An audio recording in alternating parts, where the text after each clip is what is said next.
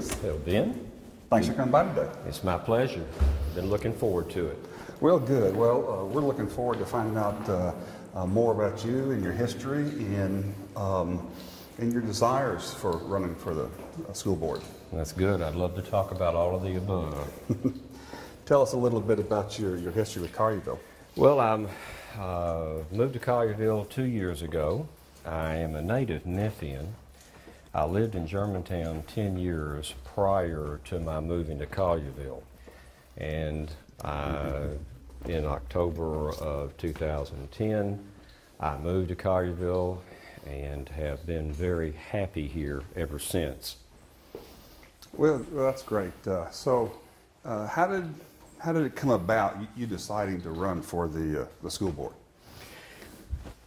I am a retired school administrator and currently a college professor. When the issue came up of Collierville forming its own school system, it occurred to me that I have something to offer. I've got an educational background in my career. My degrees are all in education, and I've served as a teacher and administrator, and since I'm now retired, I've got the time to devote to this job, and this is going to be a very heavy, time-demanding job. So I have offered myself as a candidate for the school board, position 5. Well, that's great. Tell us a little bit more about your history with education and your degrees you spoke of. Well, I'm a native Memphian, and I went to public schools all my life, elementary through Memphis State University. I got a bachelor's degree in secondary education at Memphis State, certified to teach in 3 areas. 3 years later, I got a master's degree in administration and supervision from Memphis State, became licensed as an administrator, and I'm licensed as a K-12 administrator in 3 states, Tennessee, Mississippi, and Texas. I taught 8 years from the middle school to the high school level, and then I went to Michigan State University, and there I got another master's degree in secondary education and a PhD in educational administration and curriculum. So I have the degrees to support my contention for the school board. I was principal of 4 types of schools. I was principal of the school, a K-12 school inside Wilder Youth Development Center, a maximum security facility for juveniles, so I have familiarity with correctional education. I was a principal of the Rutherford County Alternative School in Murfreesboro, so I have experience and sensitivity for the at-risk student and that educational environment. I moved back to Memphis, and I was the assistant principal at Oak Haven High School, which is a 7-12 traditional high school, and my last 11 years, I retired about 1.5 years ago, were spent at Kansas Career and Technology Center in the Memphis City School System. So I have experience with vocational education. So I bring strong educational experience in the public schools, educational experience in teaching in the public schools, educational degrees. I was a principal for 25 years. I teach at the University of Memphis. I teach sociology since 1988 at the University of Memphis, an associate professor out there. And then I also teach teachers how to teach at the Memphis campus of Belhaven University. It's a Presbyterian college based in Jackson, Mississippi. So I'm still teaching at the university level. I've taught from the junior high to the educational graduate level. So I think I'm more than qualified to sit on this board and help launch a new school system.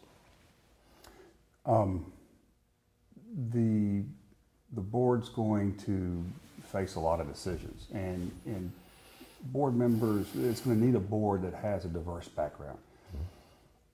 And you certainly bring an educational background to the board. I mean, you would have a context to understand a lot of things about a school superintendent, for example. Now, some people might say that your context is all in education, and maybe that's a weakness for you. to be on the board? Or does a board need somebody with an educational context if they have a superintendent? What would be your perspective? Well, the question is perceptive, but the answer is that we do need somebody on the board who is experienced as an educational administrator. I've sat in the principal's office for 25 years.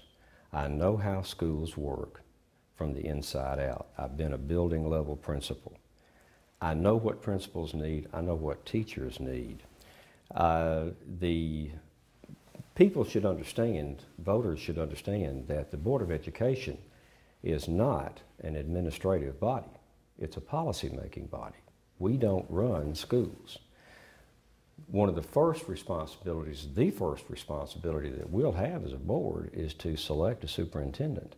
The superintendent is the administrator of the school system, and that individual will put together the system and how we work. We will determine policy, budget, and so forth as the overall governing body, but we're not administrators. My background is diverse also because I have been a Memphis police officer. I was a full-time cop in a patrol car for 4 years. I was the only police officer in the history of the department to be in a patrol car with a PhD. And I was also trained as a hostage negotiator, and I'm very pleased to say too that while I was there, I was selected by my fellow recruits as president of the recruit class, and I was awarded the life-saving medal while I was on the department. They waived 3 years of a 5-year service requirement for me to become a negotiator, and I was able to talk a man out of killing himself one night. So I've got a diverse background. Moreover, I am trained by FEMA at their school academy in Emmitsburg, Maryland, as an instructor for trainers in emergency planning and management. So I've got that FEMA certification. So I have a sense of academia from the classroom, from the principal's office, from the law enforcement and security point of view, because I've been a cop. I was a reserve for 20 years after 4 years of service. So I've been a cop, and I know what it takes to keep a school secure in that environment, and I've got FEMA training. And I'm well aware that what do we do now is not an appropriate emergency plan. So schools need to put in place, which they do, but they need to have in place and rehearse and practice their emergency management plans. Because as I said, what do we do now is not an appropriate emergency plan. So I've got a diverse background. I bring more to the board than just being a principal. So how can you put your hostage negotiating skills to work at the board level? I put my hostage negotiating skills to work with parents on an almost daily basis, being a principal of 4 different kinds of schools. It's all part of human nature. It's all the golden rule. Treat people as you want to be treated, and listen, and this is a skill that I would take to the board. Listen to what people are saying. Let them finish their thought so you can understand what they're really asking and what the real issue is, because sometimes anger or concern, being disconcerted, will mask the real purpose. So the negotiating skills that I learned as a hostage negotiator with the Memphis Police Department, I think will come into play. It's a good sensitivity program, and board members, if they don't do anything else, they need to listen. Mm-hmm. So there's going to be controversy on the board about some subject. And there's going to be people on both sides, and there's nothing wrong with that because we have a diverse community, and this could be about anything: education, uniforms, school lunches, whatever. So in a situation where there's conflict, what style of leadership would you lead with, or do you have the habit of leading with? Now, all the school board members, I think, are going to be a leader. They're going to have different styles, but everybody's got their own style. How would you describe yours? I am a principle-centered, participatory leader. You don't lead by charisma. You don't lead, it's not necessarily management by objective. It's principle-centered. Everything must be based on principle and integrity. And a participatory leader, because I always felt, I still feel strongly, if you want to know how to do the job right, get in there amongst them that does the job and listen to them, and they'll tell you how best to get the job done. So you get in amongst your people and you all move together rather than out front saying, follow me. Mm-hmm. And you listen with a controversial subject. First, you have to keep in mind, nothing's first. You need to do all simultaneously. You need to talk with the superintendent. You need to talk with the parties involved in whatever the issue may be, who are at the heart of the matter. You talk to the interested parties. And barring a legal issue, like uniforms, for example, you need to have community input. And that's not just a euphemism. You really need to have, as I've stressed, listen, but have community input. See what the people who send their children to the schools really want. Then you work out a compromise, and you have a timetable to where it can be phased in, rather than telling people, well, this is how it is, and that's the way it's going to be. That won't work. Participatory, listen, and integrate your movements and your issues that you want to implement. Mm-hmm. Choosing a school superintendent is going to be a big deal for the board. Indeed.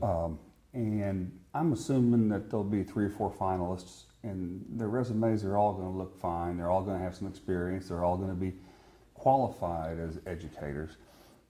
Is there anything at this point in time that would attract you to one over another? Or something that you would look at and say, this is the kind of school superintendent I think Collierville would need?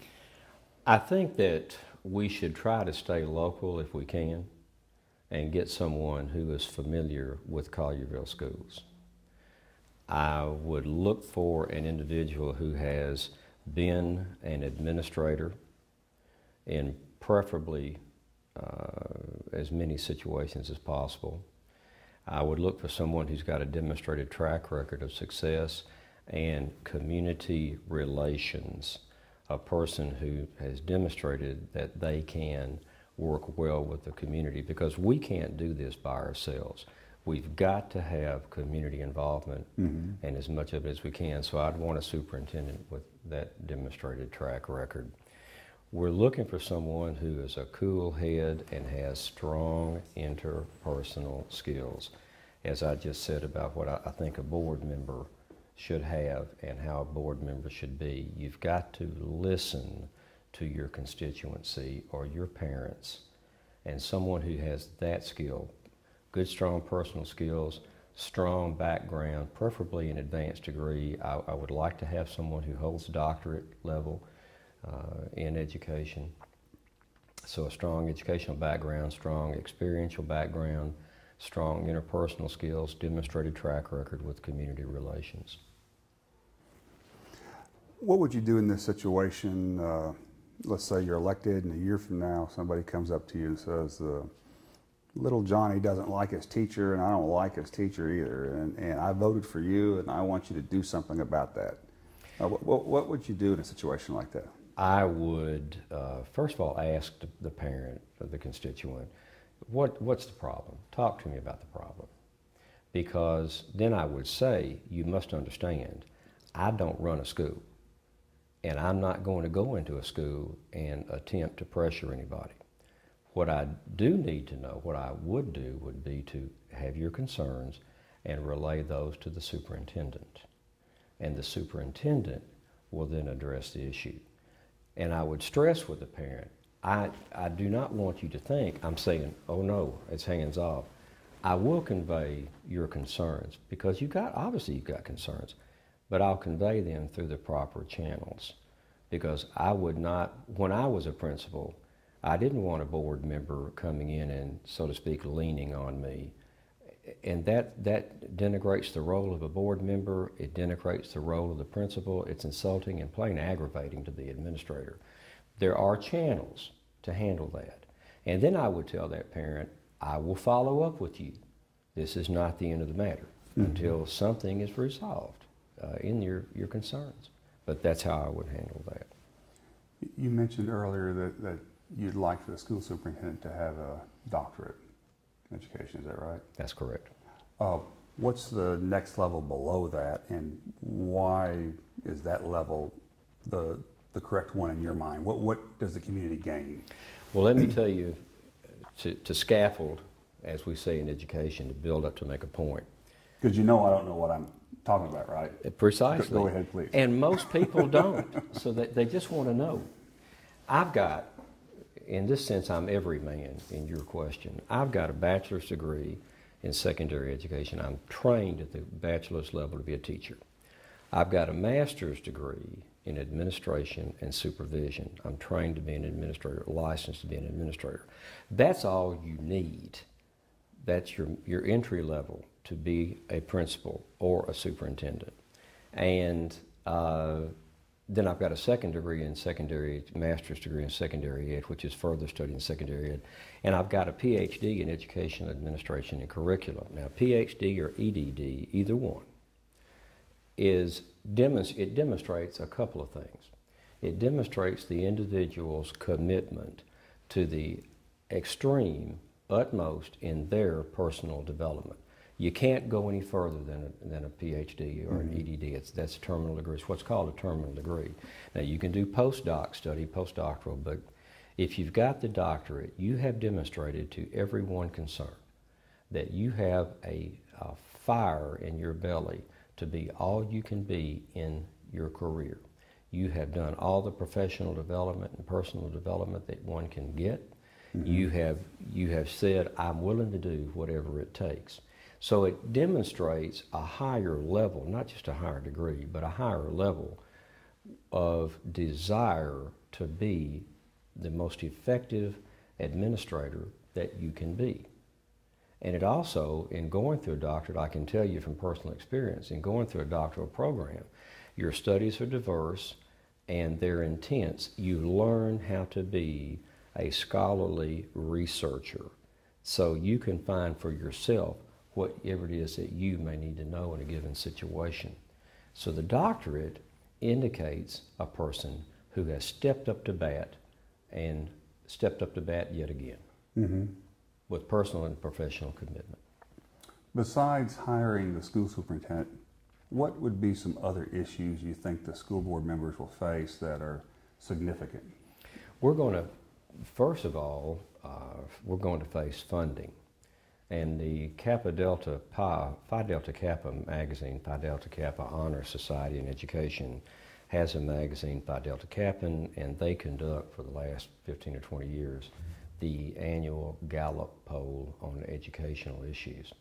And the number one educational issue now is funding. It's not safety anymore. Safety, I think, is third. So funding is the top issue of concern for everybody, given a weak economy, as we've been suffering through the budget and how much it's going to take to run our own school system. And I've been asked the question, do you think the tax that we've approved is going to be enough? I don't know. What I would want people to know is that we'll do the best we can with what we've got. We may have to come back and ask for more. But it's like anything, with everyone's personal budget, you can't spend more than you make. And when you embark on something like buying a new home or an investment in your own personal life, sometimes you may not budget appropriately because things happen. It's the Field's law of unintended results. Something may come up that you didn't anticipate. So the issue of funding is going to be, after selecting a superintendent, is going to be the overriding issue. Academic quality, maintaining, because we've got superior schools already. So are there any changes in your mind right now as you look at the existing schools that are in Collierville that you would say, I think this would be a good change? And we only have a minute left, but I mean, is it school food? Is it recess or sports? I mean, is there anything in your mind that you'd say, this would be a good change, I think? No. what's uppermost in my mind is we've got an excellent school system. We need to maintain the integrity of our teachers and the instruction and the learning environment for the kids that we've got now and improve it. Always, constantly working to improve. Provide professional development for teachers to make them the best they can be, and a safe and high-tech environment for our students in Collierville. Okay. Well, thank you for being willing to be a public servant and for running for this position. You're welcome. Have a great day. Thank you, sir.